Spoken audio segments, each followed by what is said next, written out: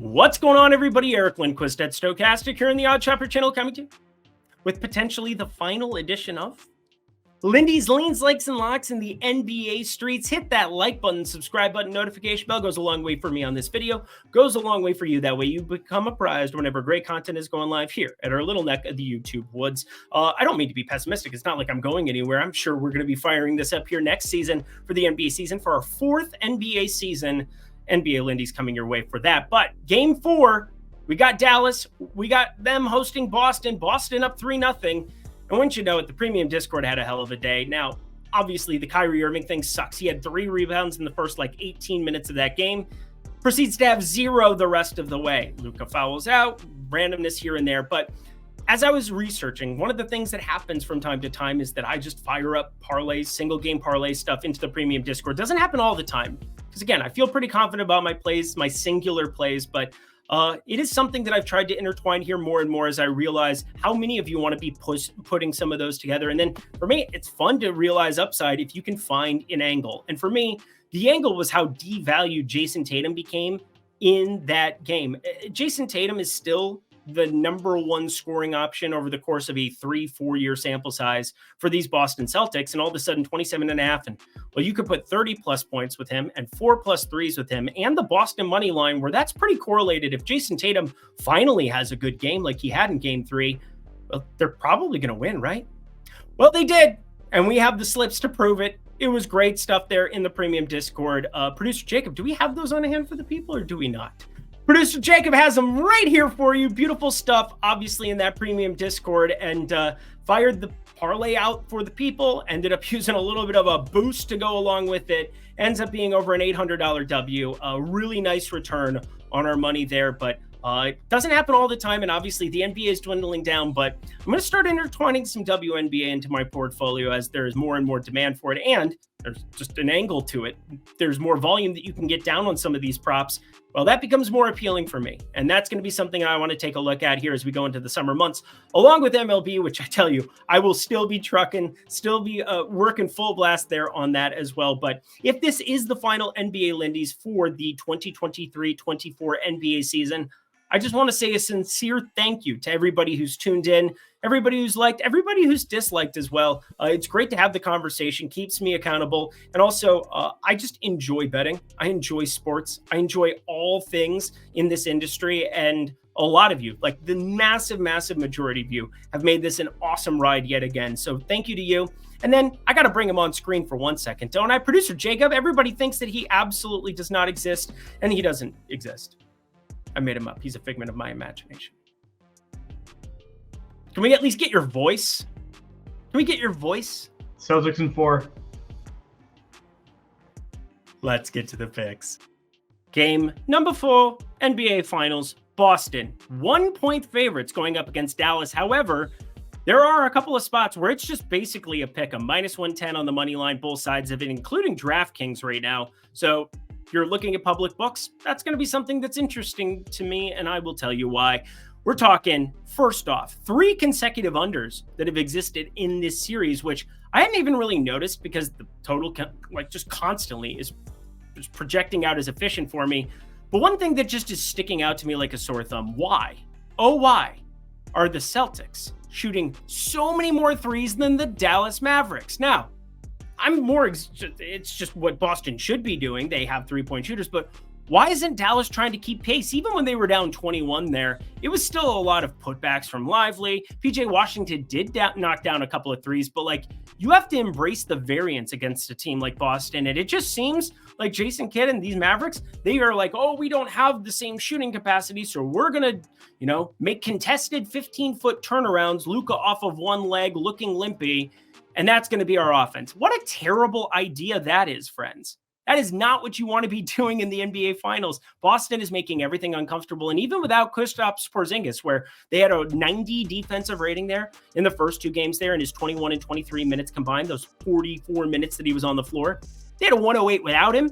Didn't matter. Just still found ways to be extremely productive because of one man, Xavier Tillman, coming in to save the day. Now, Xavier Tillman didn't play a whole hell of a lot, but when he did, boy, did you notice him out on the floor. 11 minutes, gave awesome energy, couple of stuffs, couple of really good, like not necessarily anything other than, oh, I can switch on the pick and roll and we can be just fine because Xavier Tillman, a 90th percentile defender or better in all 4 of his NBA seasons, doesn't have to play a lot in order to be effective. Now, with that said, Kristaps Porzingis is listed questionable coming into this one. I don't expect him to play. If they were 2-1, potentially maybe they push him there. There was a report earlier that I had to go deep diving to try to figure out who said it, that had thrown out that Kristaps Porzingis unlikely to play in this series. Well, going through it, it basically wasn't anybody attached to Boston, so him listed as questionable. I think had they lost, there would be a chance we would see him. I do not think. I'd say it's about 90-10 that we end up seeing Kristaps Porzingis not on the floor. So 90% likely to not play. I could have said that better, but you get the gist, friends. Let's get ourselves to a couple of plays here, shall we? And we'll throw out that there's some ancillary plays like Peyton Pritchard and Josh Green, who did end up on a card of mine for that game 3. Ended up playing a couple of minutes there. Checked in late in the second quarter, so got me a little bit freaked out there. But I'm going to start with the total. The total I've just constantly been wrong about here. Well, I haven't bet it by any means, but I've thought it was constantly pretty efficient. Maybe there is something to the unders here. 107.89 game 1, 105.98 game 2, 106.99 game 3, and yet we're still sitting right here in this 211.5 ballpark. I think that's a little bit inefficient potentially at this point in time. Just, I don't know. It's bound to potentially go for 1 million points this time around. Neither team is going to get a ton on the offensive end. Dallas had played phenomenally well defensively in their previous couple of series. They had been awesome at the tail end of the regular season in terms of defensive rating, number 1 in the NBA over the last month and a half for it. It's Boston, though, so I don't want to probably end up putting this on my card, but 211.5, I'll at least put it in the lean category for you people looking for something extra. I want to throw Peyton Pritchard out there, though, is plus money now on over 3.5 points. Peyton Pritchard's simply not knocking down shots because when he shows up on the floor, he is chucking. 0 for 4 from the field in 11 minutes, 0 for 2 from 3. The whole point of him being on the floor is to score the basketball in relief appearances. I think if he were to actually knock down a shot, he's only made 1, and it was that ridiculous 3-pointer that he made at the end of the third quarter in game 2. But he's only knocked down 1 shot now in his 13 he's taken in these NBA finals. Hasn't mattered whatsoever. Nobody's going to talk about it. Nobody really cares. But I want to at least throw out that now we're getting plus money to look at 3.5 points. Think it's grading out nicely. I've got him at 5. I just don't really want to be adding extra exposure, considering I do have a single game parlay that we're going to finish everything out with. Could have just started with that. That would have been fun, right? You know what's also fun is Odd Shopper. So check yourselves over at Odd Shopper, $14.95 weekly, $49.95 monthly. And if you use promo code Lindy, Lindy, bang, 20% off, friends.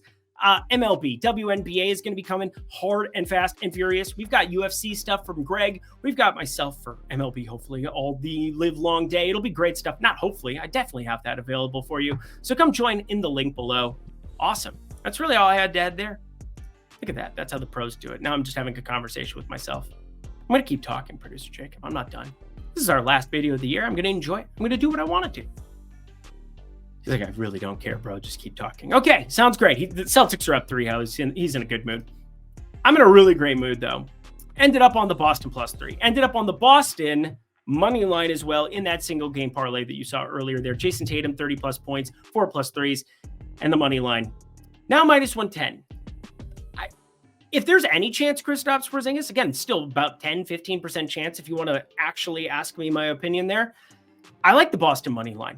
I think you should be betting the team that's won the previous 3 here, and that is the better basketball team. They had an abysmal first quarter, and at halftime, you looked at it, 51-50. Well, Dallas should have been up by a lot more at that point in time because they played really well throughout that entire first quarter. If they can't get separation there, it is what it is. And some people are going to say, oh, Luka's going to come out and play scored.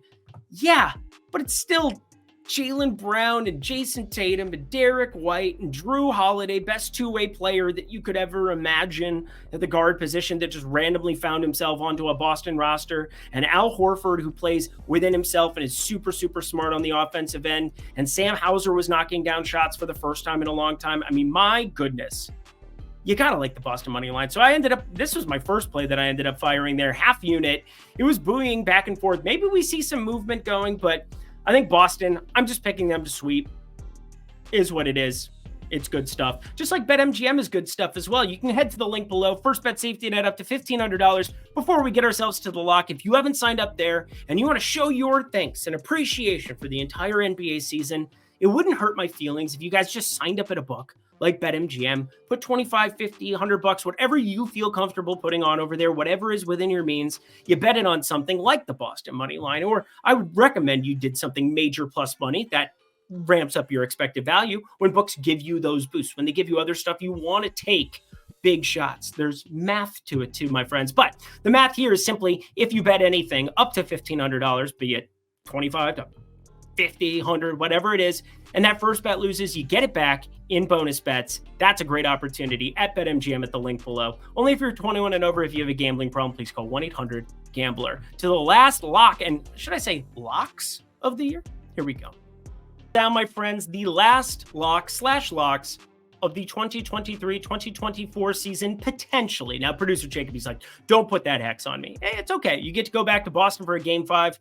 I think you'd be all right in those circumstances as well. It'll be, a little bit more of a puckering situation, but you'll be just fine. But in this specific spot, Kristaps Porzingis listed as questionable. I very, very highly doubt that he plays basketball in a game 4. Now, maybe he suits up. Maybe he ends up active.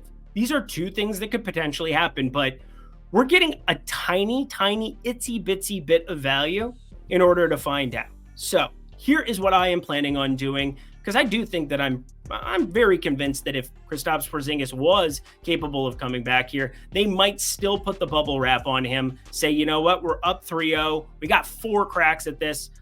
Potentially just 2 that you would need. You're going to be 7-point favorites going back into Boston, more than likely 6.5 if there's no Porzingis, 6 potentially. But I feel pretty darn good about Al Horford at 8.5 points. Now, a couple of things that we saw in that last outing. Al Horford, wide open threes, like wide open opportunities to knock down shots. That's what happens when you see Jason Tatum knocking down shots for the first time in the series. Jaylen Brown continues to play awesome, put up 30 plus himself. Having an opportunity to go to Derek White and Drew Holiday as your number 3 and number 4 options. Al Horford is getting phenomenal looks and he's knocking them down. And I think one of the things he doesn't get enough credit for is how good he can be from 3. He has a 65% true shooting, 64.1% effective field goal percentage, but 42% from 3 this season, 44.6% from 3 last season. I know that he kind of put the hex on himself in the playoffs last season from a press conference and talked himself into a little bit of a shooting funk, but overall, he has been phenomenal. 95% at the rim, too. 95th percentile player at the rim, 72.6% shooting at the rim. That is all shots within 5 feet for me. I am telling you, friends, Al Horford at 8.5, he opened at 7.5 for game 3. It ends up shooting up to 9.5 with the news that Kristaps Porzingis is out.